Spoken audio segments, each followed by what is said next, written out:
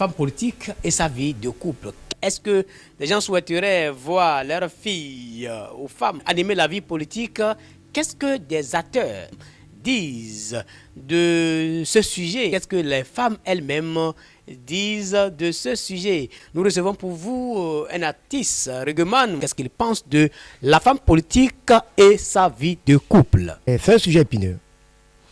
Mais je m'en vais dire automatiquement que je ne suis pas d'accord pour qu'une femme de foyer se réserve à faire cette aventure. Parce que c'est le chaos de son couple. Premièrement, la question que je vais poser, aller à l'Assemblée nationale aujourd'hui et poser-le la question de savoir étymologiquement quelle est l'origine du mot politique. Le mot politique d'abord. Pour qu'on laisse sa femme aille vers ce sujet, que cela vous définit le mot politique. Ça veut dire que la cité, c'est pas la cité au sens propre. La cité, le pouvoir d'État. Mais quand tu es dans ce pouvoir d'État, tu n'as pas le choix, tu n'as pas une vie libre. Ta femme n'est plus ta femme. Même l'homme en question qui fait de la politique, est-ce qu'il est libre? Donc une vie de couple dans ce sens-là, mais c'est pas à moi de vous dire ce qui va se passer, déjà vous devinez. C'est le chaos du couple. C'est le chaos du couple. Le couple n'est pas libre. Le couple est divisé. Tu sais, j'ai ma fille qui fait la deuxième année de l'université en journalisme. Bon, ce que je l'inculque, il faut que, qu'elle prenne soin d'elle-même et qu'elle comprenne que, la vie, c'est l'intégrité. La vie, c'est le respect des principes moraux. Les politiciens ont leur mainmise sur la politique jusqu'à nouvel ordre. Ce n'est pas toi qui vas changer ce système-là. Donc, du coup, ma fille n'ira jamais en politique. Du coup, ma fille n'ira jamais en politique. C'est lui son avis. Suivez. Bien sûr, j'y travaille. Depuis que mes enfants, mes aînés ont 20 ans, 18 ans, j'ai commencé à leur apprendre à aller voter. Puisque je suis de la chose, je suis dedans. Si elles ne savent pas pourquoi leur maman fait tout ça, c'est bête de mon côté. Il va falloir que je leur apprenne à être femme forte. Et quand tu es femme forte, c'est que tous les fronts sont permis. Tu peux aller à n'importe quel front. Oui, la vie, c'est un choix. Et la vie, c'est une question de responsabilité, c'est une question de possibilité. Si elle se sent capable, elle se sent appelée dans cette vie-là, je ne vais pas m'y opposer, je vais plutôt l'encourager à le faire et en même temps la conseiller, l'informer en même temps que ce n'est pas facile et qu'elle doit alors travailler plus qu'un homme pour y arriver. Je veux vous dire tout de suite que on nous donne de noms, c'est vrai, on donne de noms à la femme politique. Aujourd'hui encore, on vient nous comparer à l'homme. On dit que en politique, nous sommes des menteurs, nous sommes des voleurs, nous sommes, en temps, moi aussi je l'avais dit avant d'être à cette place-là.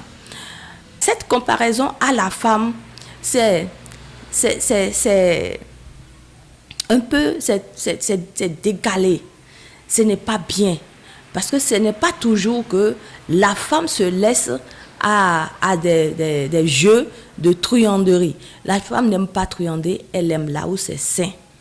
Par rapport à nous les femmes où on trouve que nous faisons de la prostitution, en réalité, c'est juste parce que il faut la ralentir, il faut ralentir. La femme dans son élan, qu'on on l'affiche comme une prostituée, une femme qui se met au devant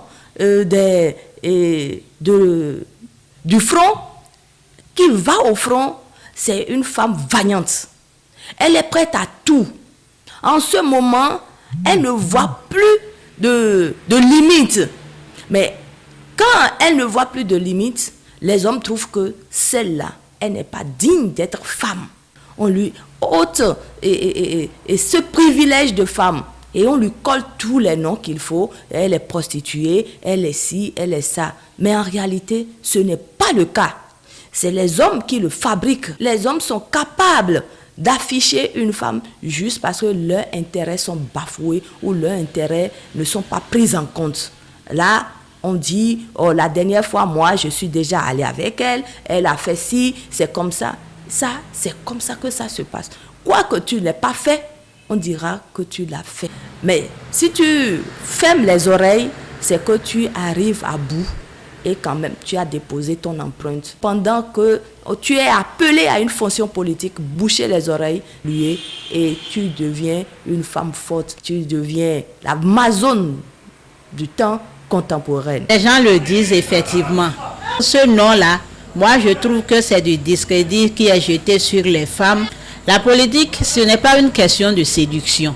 C'est plutôt une question de capacité. C'est plutôt une question de vision. Si vous pensez que vous êtes belle et qu'avec ça, vous pouvez accéder à tous les postes, vous l'aurez. Et à toutes ces filles-là, à toutes ces femmes, je voudrais leur demander de se reprendre. Et j'invite mes camarades femmes à être fortes et à se battre. Et en même temps, à être dociles, à savoir que être femme politique, même si vous êtes honorable, vous êtes député à l'Assemblée, vous êtes chef de cet État, dans votre maison, vous n'êtes pas le chef, c'est votre mari qui est le chef. Et dans toutes choses, il faut de l'ordre. Dans toutes les circonstances, que l'homme soit n'importe quoi, son chef, c'est son mari. Donc mon mari, c'est mon chef. Et à la maison, je m'incline. Ça ne voudrait pas dire que je suis sa subordonnée. Ça ne voudrait pas dire que je suis sa domestique. Mais une femme doit être soumise. Et j'invite toute femme qui a envie d'aller à la politique de le faire parce que c'est un métier très passionnant. Et de plus, c'est que ça vous emmène à l'émergence. Ça nous emmène à l'émancipation, à l'autonomisation, à comprendre ce que les hommes nous cachent et qu'est-ce qu'on nous cache en réalité que nous ne savons pas.